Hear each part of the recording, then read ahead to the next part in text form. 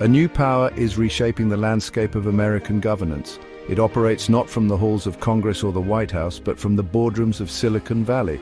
This is DOGE, an unofficial committee spearheaded by none other than Elon Musk, the enigmatic tech titan. DOGE's mission is as ambitious as it is controversial: to overhaul the American government, streamlining agencies and injecting private sector efficiency into the lumbering bureaucracy. Musk, a self-proclaimed champion of innovation, believes that outdated systems are stifling progress and that radical change is needed. However, critics see DOGE as a Trojan horse, a vehicle for private interests to seize control of crucial government functions. They point to Musk's vast business empire, which spans space exploration, electric vehicles, and artificial intelligence, as evidence of potential conflicts of interest. With DOGE, the lines between public service and private gain become increasingly blurred. The emergence of DOGE has sent shockwaves through Washington, raising fundamental questions about the future of governance in the digital age. Is this the dawn of a more efficient and accountable government, or a dangerous slide towards corporate capture of public institutions? Marco Elez, a former engineer at X, the social media company owned by Musk, had read-write access to two BFS systems, the Payment Automation Manager, PM, and Secure Payment System, SPS. Elez also had read access to Automated Standard Application for Payments, ASAP, an accounting system where federal funds are stored in pre-authorized accounts. Elez was granted access to the source codes of ASAP, SPS, and PAM. He was also granted read-only access to the production database for the SPS and PAM. No BFS employee would normally have this kind of access. The CEO of Tesla and SpaceX and owner of X has blazed through federal agencies since late January, overseeing the mass firing of staffers and dramatically reducing agency spending, including all but shuttering the 10,000-person USAID and the 700-person Consumer Financial Protection Bureau. Our goal is to reduce the waste and fraud by $4 billion a day, every day, 7 days a week, and so far we are succeeding. I think we will accomplish most of the work required to reduce the deficit by $1 trillion within 130 days, Musk told reporters. As DOGE tightens its grip, the stakes have never been higher.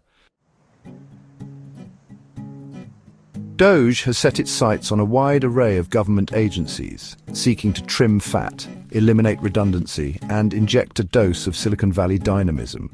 Some of the most notable targets include the United States Agency for International Development, responsible for administering civilian foreign aid.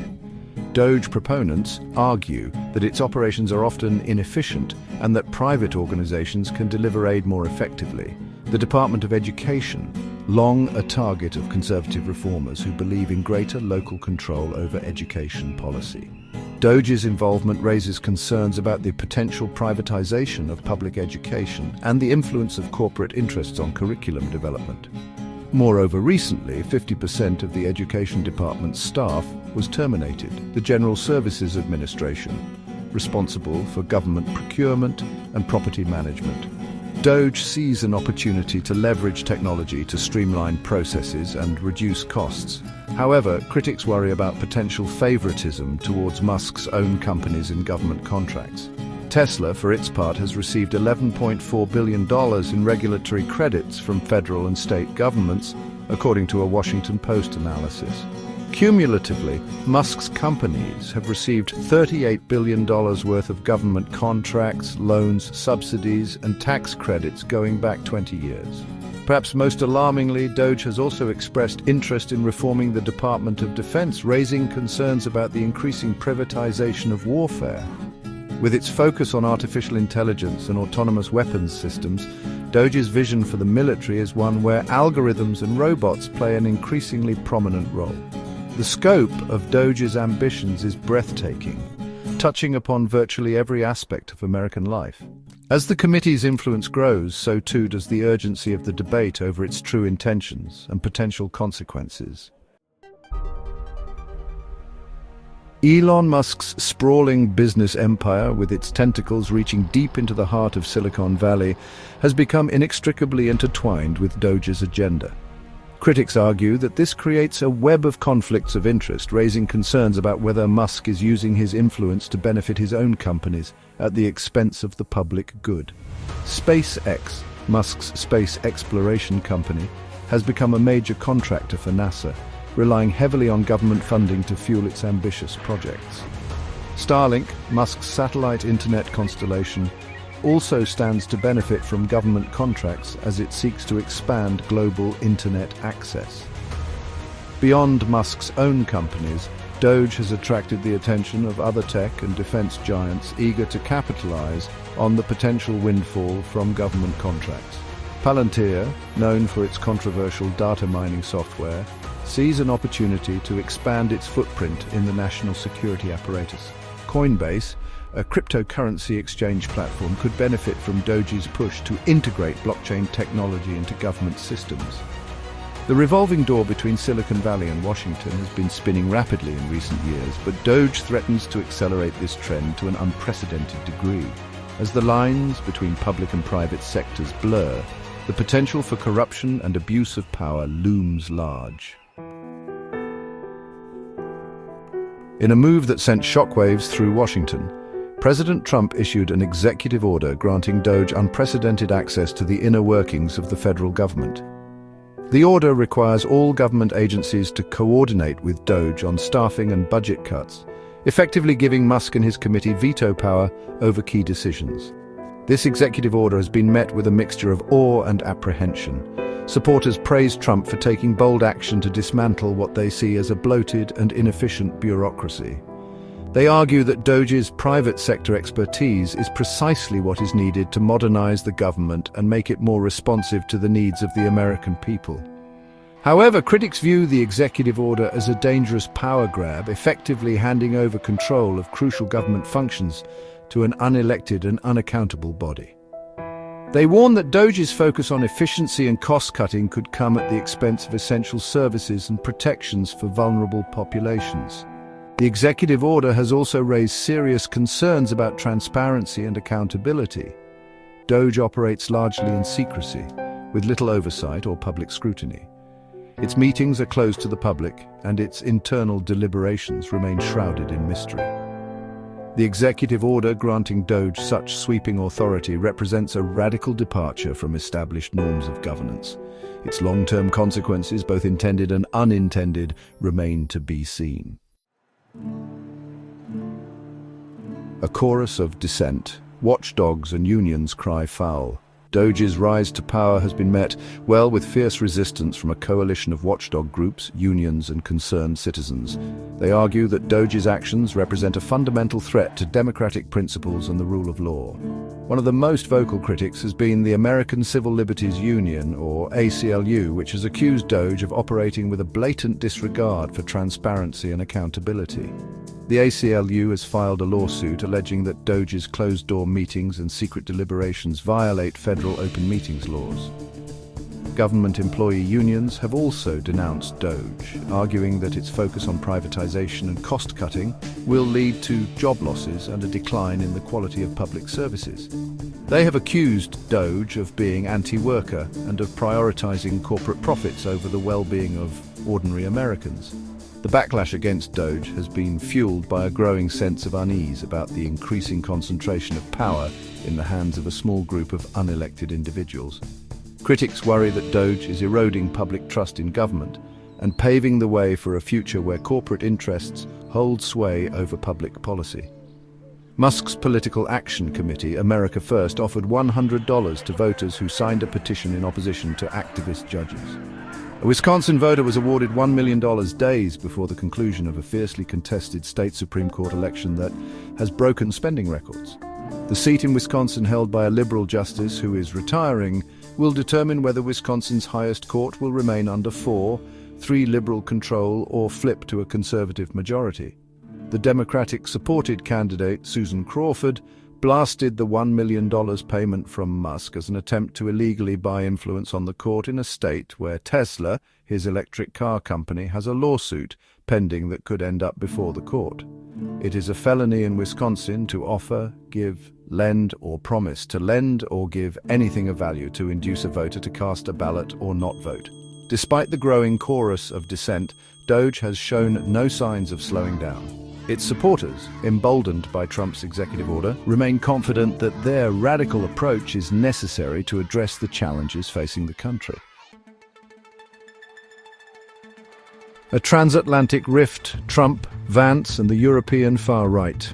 The Trump administration's embrace of Doge is part of a broader pattern of aligning with far-right and populist movements around the world. This trend is particularly evident in Europe, where Vice President J.D. Vance has taken a leading role in courting controversial figures. Vance's recent trip to the Munich Security Conference sparked outrage when he met with Alice Weidel, the leader of the Alternative for Germany, a far-right party known for its anti-immigrant and nationalist views. Vance's decision to engage with Weidel, despite widespread condemnation from German officials, signals the Trump administration's willingness to court extremist voices in pursuit of its own agenda. This outreach to Europe's far right is driven by a shared skepticism of globalism and a belief in national sovereignty. The Trump administration sees these populist movements as potential allies in its efforts to reshape the global order. However, this strategy has drawn sharp criticism from those who see it as emboldening extremist forces and undermining democratic norms. They argue that the Trump administration is playing a dangerous game by lending legitimacy to groups that promote intolerance and division. Vance's actions in Europe have exposed a growing transatlantic rift, highlighting the stark ideological divide between the Trump administration and many of America's traditional allies. As the Trump administration continues to cozy up to the far right, the future of transatlantic relations hangs in the balance. The Conservative Christian Democratic Union, CDU, led by Chancellor candidate Friedrich Merz, and its sister Christian Social Union, CSU, won the election with 28.6% of the vote. The far-right Alternative for Germany, AfD, which has been designated in parts as extremist, came in second with 20.8%. Former governing coalition partners, the Social Democrats, SPD, and the Greens, won 16.4% and 11.6% respectively. The German question, a crucible for democracy. Germany, still haunted by the spectre of its Nazi past, has emerged as a focal point in the global battle against the rise of the far right. In the recent German federal election held on February 23, 2025, the centre-right Christian Democratic Union, CDU, led by Friedrich Merz, secured the largest share of votes, positioning Merz as the likely next chancellor. However, the election also marked a significant surge for the far-right Alternative für Deutschland, AfD, which nearly doubled its previous vote share to approximately 21%, becoming the second largest party in the Bundestag with 152 seats. A test of the resilience of democratic institutions in the face of growing populist anger. The AfD's rise is attributed to growing public discontent over issues such as immigration, economic stagnation, and energy costs. The party's anti-immigrant and nationalist rhetoric resonated with a segment of the electorate, particularly in former East German states where the AfD emerged as the leading party. The AfD's rise has sparked alarm bells across Europe, raising fears that Germany, long a bastion of stability and moderation, could be on the verge of a dramatic political shift. Despite their electoral gains, mainstream German parties, including the CDU, have maintained a firewall policy, refusing to enter into coalitions with the AfD due to its extremist positions. Consequently, the CDU-CSU is engaging in coalition talks with the centre-left Social Democratic Party, SPD, to form a government, aiming to prevent the AfD from gaining further influence. The party's success has been attributed to a number of factors, including the refugee crisis of 2015, the rise of social media, and a growing sense of disillusionment with the political establishment.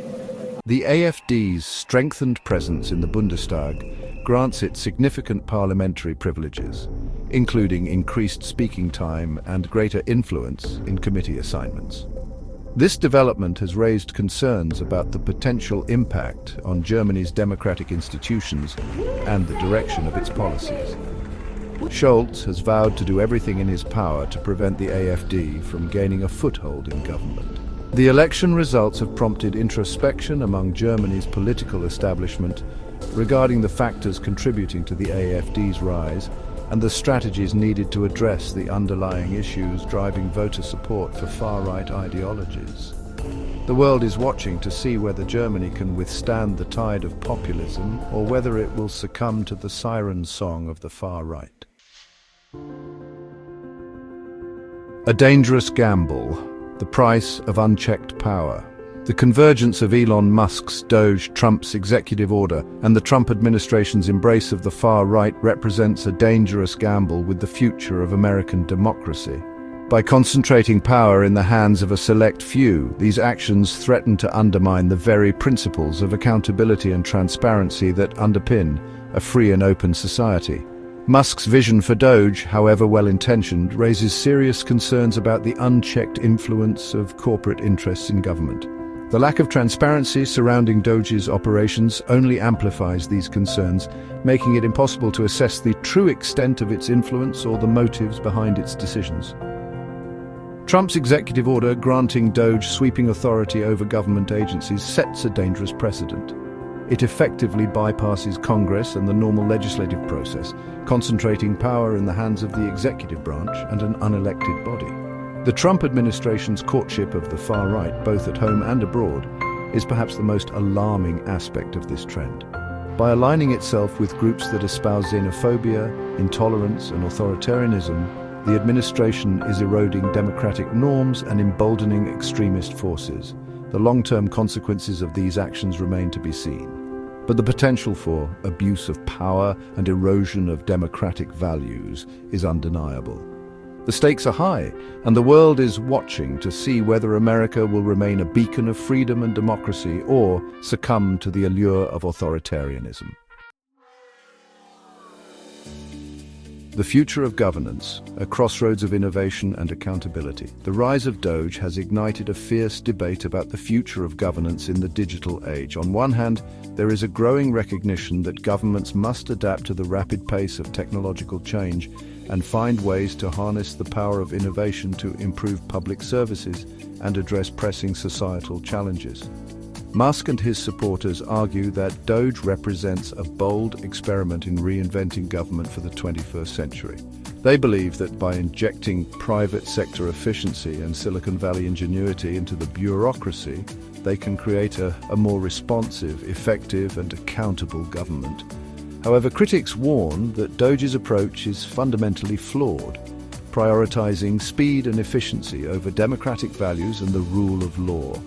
They argue that the unchecked concentration of power in the hands of an unelected and unaccountable body, like Doge, poses a grave threat to the very foundations of a free and open society. The future of governance likely lies somewhere between these two extremes. Finding the right balance between innovation and accountability will require careful consideration, open debate, and a commitment to upholding democratic principles. As we navigate the uncharted waters of the digital age, it is essential to remember that technology is a tool, not a solution in itself. The future of governance depends not on algorithms or artificial intelligence, but on our collective wisdom, judgment, and commitment to building a just and equitable society for all.